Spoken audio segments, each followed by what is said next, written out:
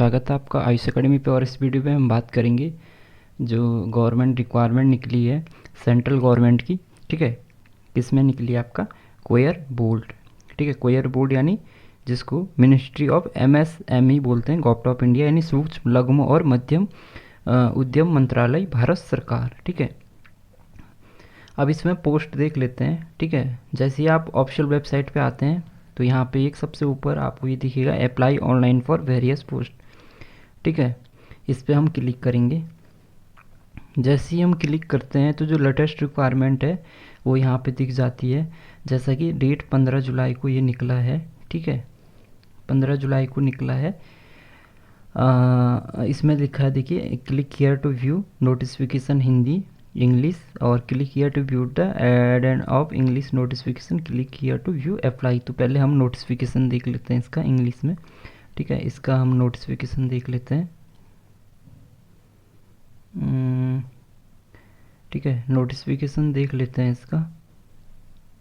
इसको क्लिक कर लेता हूँ मैं।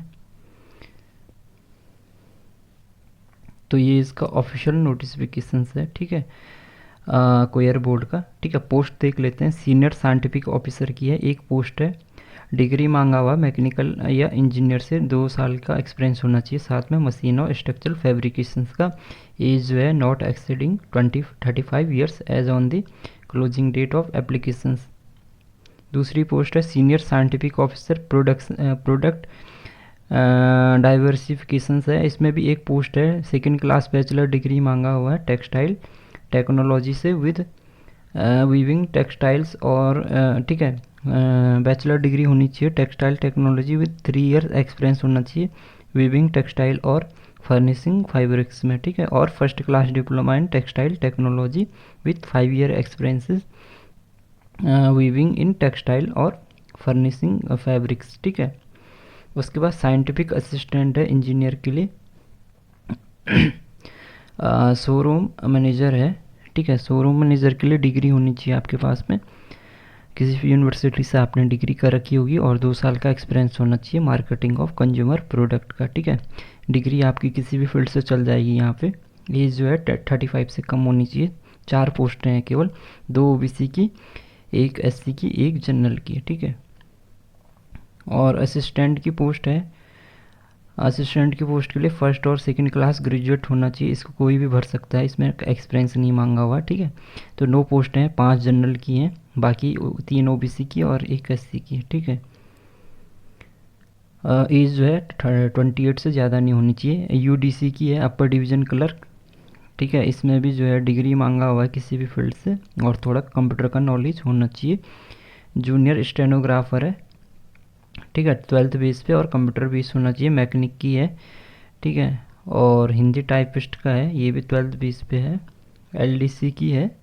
ठीक है, इनमें सब में 12th है और थोड़ा बहुत कंप्यूटर का नॉलेज है। सेल्समैन की है, टेक्निकल असिस्टेंट की है, और मशीन ऑपरेटर की है। ठीक है, तो अब इसमें ये दे रखा कि कहाँ कहाँ पे इनके जो सेंटर्स हैं, कौन से सेंटर में कितनी पोस्टें हैं। ठीक है, जैसे ये तो आपका सीनियर साइंटिफिक ऑफिसर की केवल एक पोस्ट है, ये बंगलुरु के लिए है। ठीक है, सीनियर साइंटिफिक ऑफिसर प्रोडक्ट जो है उसके लिए भी एक पोस्ट है। इंजीनियर की एक पोस्ट है। ठीक है, मैनेजर की जो है, शोरूम मैनेजर की टोटल कितनी पोस्टें थी? 4 पोस्टें थी।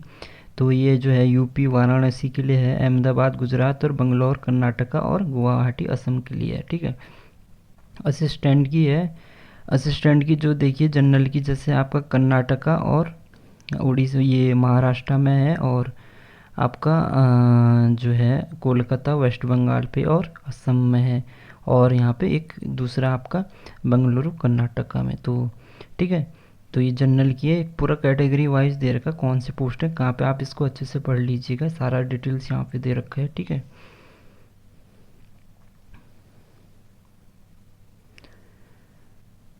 और जो एप्लीकेशन फ़ी की बात करते हैं, यहाँ पे जो एप्लीकेशन फ़ी है, जो सीनियर सीरियल नंबर, जो पोस्ट एट सीरियल नंबर 1 और 2 इसके लिए 500 है, 3 to 5 के लिए 400, एंड सीरियल नंबर 6 से 13 के लिए 300 रुपये फ़ीस है। ठीक है, तो no fee payable by SC ST PWD ex serviceman and female candidate. ठीक है, इनके लिए कोई फ़ीस नहीं है। तो ये आपका फ़ीस का रहेगा। ठीक है, तो जिस भी पोस्ट के लिए आप अप्लाई करेंगे उसके लिए आपको जो है अप्लाई करना है ऑटोमेटिक। जब आप फीस जो है वहाँ पे पेमेंट करेंगे तो ऑटोमेटिक आपका वहाँ पे जो है टोटल जो चार्ज है वो आपको वहाँ पे दिखाएगा। अब मैंने यहाँ से बैक कर लिया है। अब मैं जैसे क्लिक किया तो अप्लाई ऑनलाइन पे क्लिक करता हूँ, ठीक है।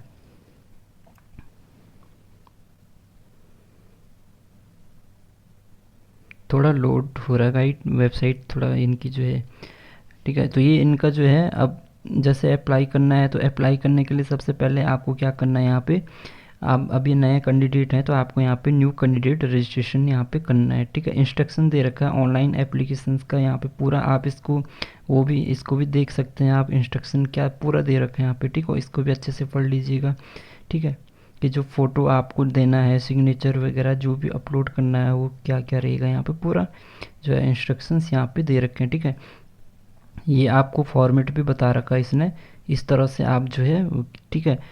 जैसे ही आप न्यू कैंडिडेट है प्रोसेस करेंगे वहाँ पे, ठीक है, उसके बाद ये आपका सीधे बैंक उस पे ले जाएगा, ठीक है। आप यहाँ पे जो है सबमिट करना है डिपार्टमेंट का नाम और उसके बाद पेमेंट यहाँ पे आपकी, ठीक है, हो जाएगी। तो न्यू कैंडिडेट रजिस्ट्रेशन पे जाते हैं जैसे, तो यहाँ पे देखिए न्यू कैंडिडेट रजिस्ट्रेशन पे अपना नाम डालना है, email, date of birth, gender, nationality, category, special category, religion, mobile, security questions answer, security pin, ठीक है। उसके बाद इसको सबमिट कंफर्म कर देंगे, ठीक है। तो इस तरह से आपको फॉर्म अपना फिल करना है। तो अगर आप अप्लाई करना चाहते हैं तो आप अप्लाई कीजिए, यहाँ से आपका फॉर्म जो है फिल हो जाएगा। इसकी जो लिंक मैं डिस्क्रिप्शन में दे दूँगा आपको, वहाँ से डायरेक्टली आप जो है इस पर जो है अप्लाई कर सकते हैं लिंक के थ्रू। तो बाकी कोई प्रॉब्लम होगी तो आप कमेंट में बता सकते हैं मुझे। तो मिलता हूँ मैं नेक्स्ट वीडियो में।